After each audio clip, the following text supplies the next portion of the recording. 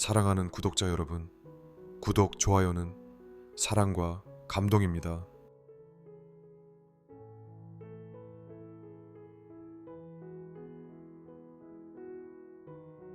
제목, 초대받은 사람의 마음. 명심보감에 집에 있을 때 손님을 제대로 대접할 줄 모르면 밖에 나가 손님이 되어 보아야 진짜 주인의 마음을 알 수 있다. 손님을 대하는 예절, 타인의 입장이 되어보는 경험, 그리고 겸손과 배려의 중요성을 일깨워주는 따뜻한 이야기입니다. 어릴 적 우리 집은 손님이 드물었다. 어머니는 워낙 내성적인 분이셨고 아버지도 집은 조용해야 좋지 라며 외부 사람들을 맞는 걸 불편해 하셨다. 설날이나 추석에도 친척들과 왕래가 거의 없었고 명절 아침에 떡국을 먹고 나면 우리 가족은 각자 방으로 들어가곤 했다. 나는 그런 분위기가 당연한 줄 알고 자랐다. 남의 집 가서 괜히 폐 끼치지 마라 라는 말을 들으며 나 또한 누군가를 우리 집에 초대하거나 찾아가는 일에 인색했다. 그러던 내가 처음 초대받은 마음을 깊이 느낀 건 대학 입학 후 친구 하우징의 고향집을 방문했을 때였다. 대학에서 친해진 하우징은 푸근하고 넉넉한 성격의 친구였다. 어느 날 방학을 앞두고 그가 말했다. 우리 집은 광둥 시골인데 공기 맑고 밥 맛있어. 놀러 올래? 처음엔 망설였다. 남의 집에 폐 끼칠까봐, 어색할까봐. 하지만 그의 진심 어린 표정에 끌려 나는 그의 고향을 함께 찾게 되었다. 버스를 3번이나 갈아타고 도착한 그 마을은 정말 아름다웠다. 그런데 그보다 더 따뜻했던 것은 그의 가족이었다.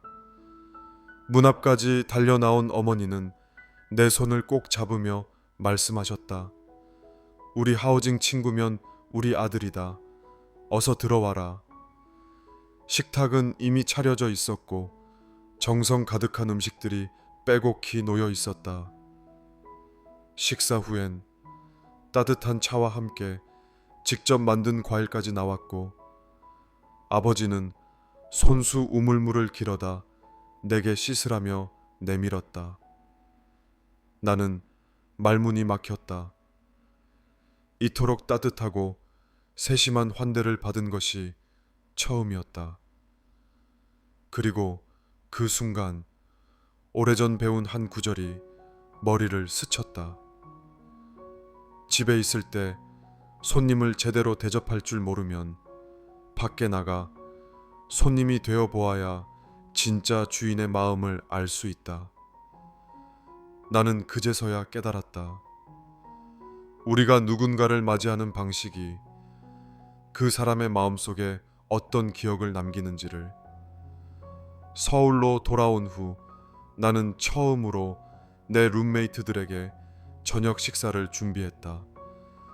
대단한 음식은 아니었지만 다 같이 웃으며 밥을 먹는 그 순간은 잊을 수 없는 따뜻함이었다. 그리고 고향 집으로 돌아간 날 나는 어머니에게 조심스럽게 말했다. 엄마, 이번 추석에 외삼촌 댁에 가보지 않을래요? 우리가 한번 찾아뵈면 좋을 것 같아서요. 어머니는 잠시 놀란 표정을 지으셨지만 이내 고개를 끄덕이셨다. 그해 추석 외삼촌 댁에서 우리가 받은 따뜻한 웃음과 환대는 이후 우리 가족을 점차 변화시켰다.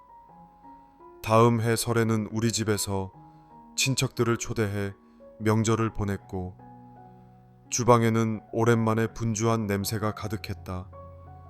지금 나는 교사가 되어 아이들을 가르친다. 한 학기에 한 번씩 우리 반 아이들을 집으로 초대해 작은 다과회를 연다. 과자는 직접 굽고 음료는 손수 따라준다. 아이들은 돌아가며 말한다. 선생님 집은 따뜻해요. 꼭 시골 할머니 집 같아요. 나는 웃으며 아이들에게 묻는다. 너희도 친구를 집에 초대한 적 있니? 다음엔 너희 집에도 놀러 가고 싶구나. 누군가를 맞이하고 또 맞이받는 일은 사람 사이의 거리를 단숨에 좁히는 기적이다. 그리고 그 기적은 아주 사소한 정성에서부터 시작된다. 집에서 손님을 맞는다는 것은 단순히 음식을 대접하는 것이 아니다. 그 마음속에 따뜻한 기억을 남기는 일이다. 타인의 입장이 되어보면 비로소 진정한 주인의 도리가 무엇인지 알 수 있다.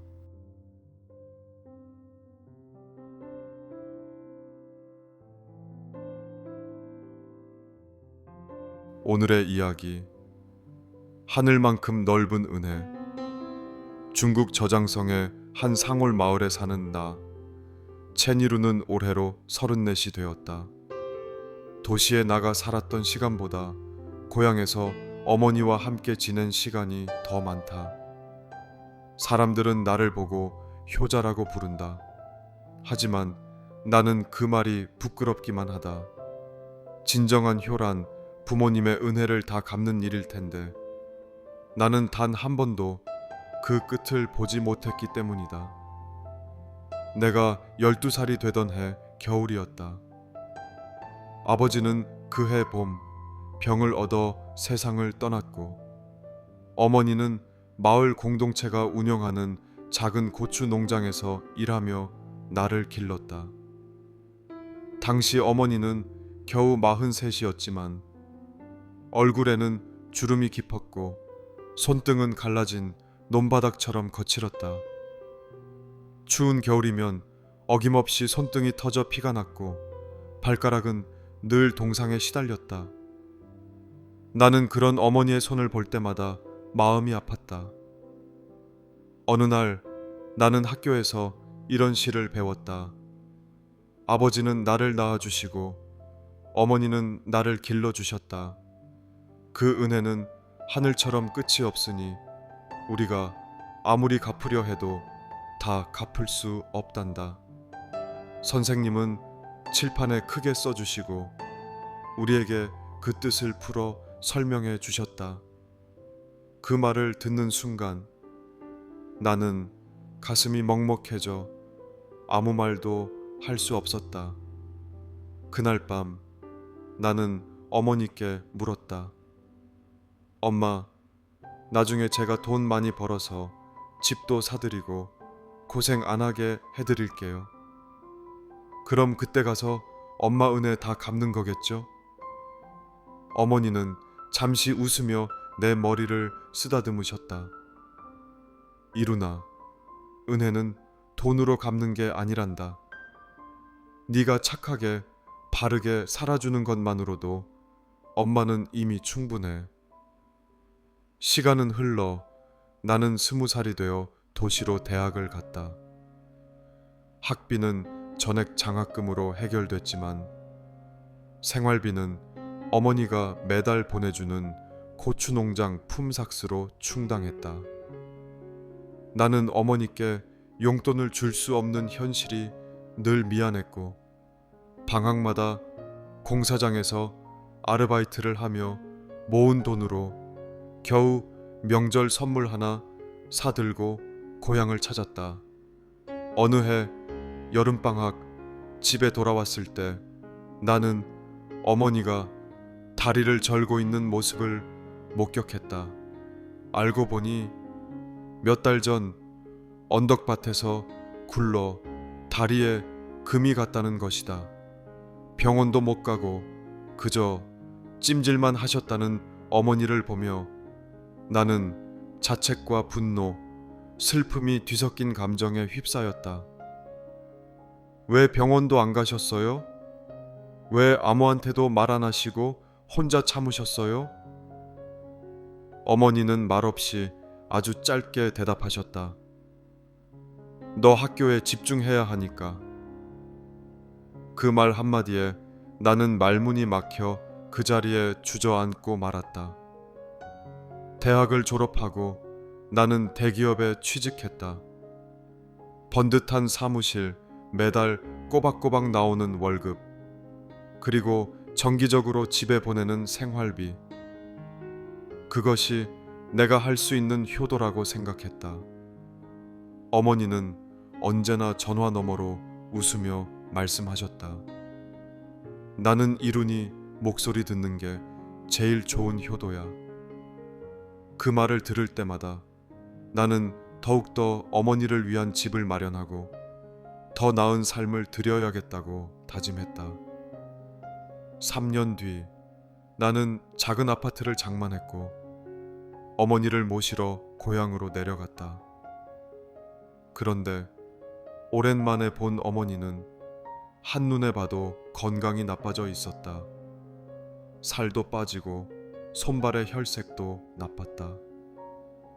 병원에 모시고 가니 당뇨와 관절염, 심지어 초기의 간 수치도 이상하다는 진단이 나왔다.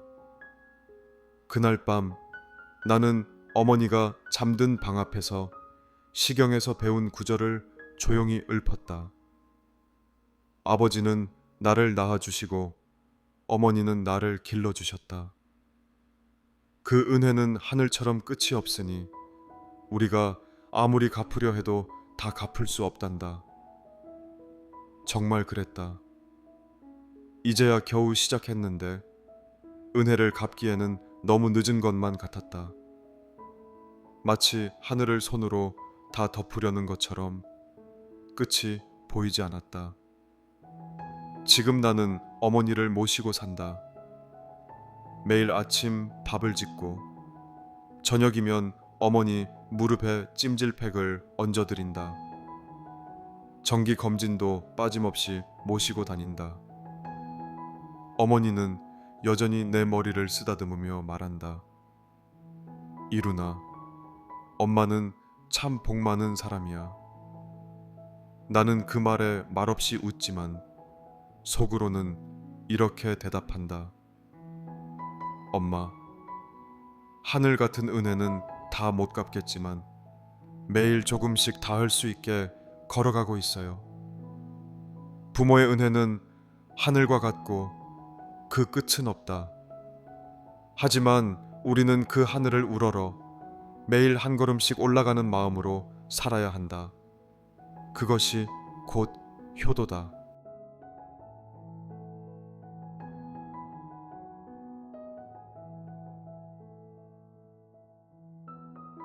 오늘의 이야기, 부모님의 넓은 하늘. 때로는 삶의 무게에 짓눌려 숨 가쁘게 달리다 문득 멈춰 설 때가 있다. 그럴 때면 저도 모르게 시 한 구절이 떠오르곤 한다. 아버지, 나를 낳으시고 어머니 나를 기르시니 아, 애달다. 부모님이시여 나를 낳아 기르시느라고 애쓰고 수고하시었다. 그 은혜를 갚고자 한다면 넓은 하늘도 끝이 없네. 이 짧은 구절은 단순한 문장이 아니라 우리 모두의 가슴 속에 깊이 새겨진 사랑과 희생, 그리고 무한한 감사의 서사시와 같다. 내가 어릴 적 세상은 온통 놀이터였고 부모님은 그 놀이터를 지키는 든든한 울타리셨다. 작은 손으로 흙장난을 치고 넘어져 무릎이 깨져도 어머니의 따뜻한 손길은 언제나 아픔을 잊게 했다. 늦은 밤까지 작은 스탠드 불빛 아래 씨름하던 아버지의 뒷모습은 고단함보다는 묵묵한 책임감으로 가득했다. 그 당시에는 미처 헤아리지 못했다. 내가 칭얼대고 떼쓰던 모든 순간들이 부모님의 하루를 얼마나 더 고되게 만들었을지, 내가 먹고 자라는 모든 것들이 얼마나 많은 땀과 눈물로 이루어졌을지 말이다. 그저 당연한 공기처럼, 해가 뜨고 지는 것처럼 부모님의 존재와 그분들의 사랑은 나의 세상이었다. 시간이 흘러 나도 부모가 되고 나서야 비로소 이 시구절의 진정한 의미를 깨닫기 시작했다. 아이가 밤새 열에 시달릴 때 밤잠을 설치며 그의 숨소리 하나하나에 귀 기울이고 작은 상처에도 가슴 졸이며 약을 바르던 나의 모습에서 어릴 적 나를 돌보던 부모님의 모습이 겹쳐 보였다. 내 아이가 한 걸음 한 걸음 성장할 때마다 느껴지는 벅찬 기쁨과 동시에 그 뒤에 따르는 보이지 않는 수많은 수고와 희생을 온몸으로 체감하게 되었다. 이제야 알 것 같았다. 부모님의 사랑은 끝없는 강물처럼 흐르며 자식의 행복을 위해 자신의 모든 것을 기꺼이 내어주는 위대한 헌신이라는 것을 우리는 흔히 부모님의 은혜를 하늘 같다고 표현한다. 하지만 시경의 이 구절은 단순히 하늘처럼 높다는 것을 넘어 넓은 하늘도 끝이 없다고 말한다. 이는 그 크기와 깊이를 감히 헤아릴 수 없다는 의미일 것이다. 세상에 존재하는 어떤 것으로도 부모님의 은혜를 온전히 갚을 수는 없을 것이다. 아무리 많은 것을 드려도, 아무리 정성을 다해도 그분들이 우리에게 베푸셨던 생명과 사랑, 그리고 그 모든 수고에 비하면 너무나 작을 수밖에 없다. 마치 끝없이 펼쳐진 하늘을 손으로 가릴 수 없는 것처럼 말이다. 어쩌면 부모님의 은혜를 갚는다는 것은 단순히 물질적인 보답이나 거창한 행사를 의미하는 것이 아닐지도 모른다. 오히려 그분들이 우리에게 주셨던 사랑과 지혜를 기억하고 우리 또한 다음 세대에 그 사랑을 전하며 살아가는 것이 진정한 보답일 수 있다. 부모님께서 가르쳐 주셨던 삶의 가치들을 소중히 여기고 나 또한 누군가에게 기꺼이 내어줄 수 있는 존재가 되는 것, 그리고 무엇보다 시간이 허락하는 한 그분들의 곁에서 따뜻한 온기를 나누고 작은 위로가 되어 드리는 것이야말로 우리에게 주어진 가장 큰 효도가 아닐까. 지금 이 순간에도 많은 부모님들이 각자의 자리에서 묵묵히 자식을 위해 땀 흘리고 계실 것이다. 그리고 우리 역시 그분들의 넓은 하늘 아래에서 자라났고 여전히 그 사랑의 품 안에서 숨쉬고 있다. 이 시구절을 마음에 새기며 잠시 멈춰 서서 나를 존재하게 하고 나를 길러주신 그분들의 헤아릴 수 없는 은혜에 다시 한번 고개 숙여 감사하는 시간을 가져보는 건 어떨까? 그 마음이 모여 우리의 삶을 더욱 풍요롭게 하고 따뜻한 세상을 만들어가는 작은 시작이 될 테니 말이다.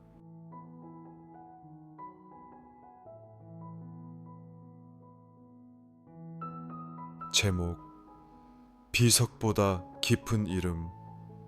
격양시에 이르기를 평생에 눈썹 찡그릴 일을 하지 않으면 세상에 이를 갈 원수 같은 사람이 없을 것이다. 크게 난 이름을 어찌 뜻없는 돌에 새길 것인가. 길가는 사람의 입이 비석보다 나으리라 고 하셨다. 선하게 살며 이름을 남기려 애쓰기보다 사람의 마음에 남는 삶을 살아가야 한다는 의미입니다. 중국 광시성의 한 외딴 시골 마을. 마을 사람들은 지금도 로청 할아버지를 기억한다. 그의 이름은 어디에도 새겨지지 않았지만 마을 사람들 마음 속에는 누구보다 깊고 또렷하게 남아있다. 나는 그 마을에서 나고 자란 이웃집 소년이었다. 그리고 나의 인생을 바꿔준 사람이 바로 로청 할아버지였다. 로청 할아버지는 늘 이마에 주름이 없는 사람이었다. 아니, 정확히 말하면 눈썹을 찌푸린 적이 없었다. 시장에서 물건 값을 깎을 때도, 마을 회관에서 말다툼이 벌어질 때도, 심지어 억울한 누명을 쓴 적이 있어도 할아버지는 항상 같은 말투로 대답했다. 화를 낼 일인가? 마음을 쓰지 않으면 세상 일은 그저 바람 같은 걸세. 그런 말투 때문에 일부 사람들은 할아버지를 멍청하다고도 했지만 시간이 흐를수록 그를 따르는 사람들이 점점 많아졌다. 왜냐하면 그의 입에서 험한 말 한마디 나온 적 없었고 그의 손은 늘 남을 돕는 데만 쓰였기 때문이다. 마을에 홍수가 나서 다리 하나가 떠내려갔을 때 할아버지는 한밤중에 젊은이들과 함께 수도가에서 돌을 나르며 다리를 복구했다. 누구도 시킨 일이 아니었고 공로를 말하는 사람도 없었지만 할아버지는 그저 조용히 웃으며 말하셨다. 나도 다리를 건너야 하니까 내가 도와야지. 그 일이 있고 나서 할아버지는 공로자 명단에서 빠졌다. 대신 명단에 오른 사람들은 모두 면사무소와 가까운 인물들이었다. 사람들이 분해하며 항의하자 할아버지는 이렇게 말했다. 명단이 밥 먹여주나? 이름이야 사라질 수 있지만 도운 마음은 사라지지 않지. 그 후 면장도 할아버지의 진심을 알게 되었고 마을 사람들도 점점 진짜 존경하는 사람이 누구인지 깨닫기 시작했다. 할아버지가 돌아가신 것은 내가 고등학교를 졸업하던 해였다. 관 위에는 조용한 흰 천 하나가 놓였고 무덤은 마을 뒤편 작은 야산에 조성되었다. 특이하게도 그의 무덤에는 비석이 없었다. 마을 사람들이 이름이라도 새기자고 했지만 생전에 할아버지가 남긴 말씀이 있었다. 내 이름은 돌에 새기지 말게. 길 가는 사람들이 내 이야기를 한마디라도 기억한다면 그게 비석보다 낫지 않겠나. 그래서 지금도 마을 아이들에게 비석 없는 무덤은 전설처럼 전해지고 있다. 그리고 할아버지를 기억하는 사람들은 이렇게 말한다. 그분은 늘 웃으셨어. 누구한테도 미움받지 않았지. 어려운 일 있을 때마다 그분 손이 먼저 갔어. 말씀은 짧았지만 마음은 참 크신 분이었어. 나는 지금 교사가 되었다. 학기 초 아이들에게 묻는다. 너희는 이름을 어디에 남기고 싶니? 상장? 상패? 아니면 소셜 네트워크? 아이들은 처음엔 이해하지 못하지만 시간이 지나며 로청 할아버지 이야기를 듣고는 고개를 끄덕인다. 어쩌면 진짜 좋은 삶은 이름을 남기려 애쓰는 것이 아니라 사람의 마음에 따뜻한 기억 하나 남기는 것이 아닐까. 비석은 바람에 깎이지만 사람의 입과 마음은 세대를 건너도 남기 때문이다. 크게 이름을 남기고 싶다면 돌에 새기지 마라. 사람들의 입과 마음에 새긴다면 그것이야말로 가장 오래가는 비석이 된다.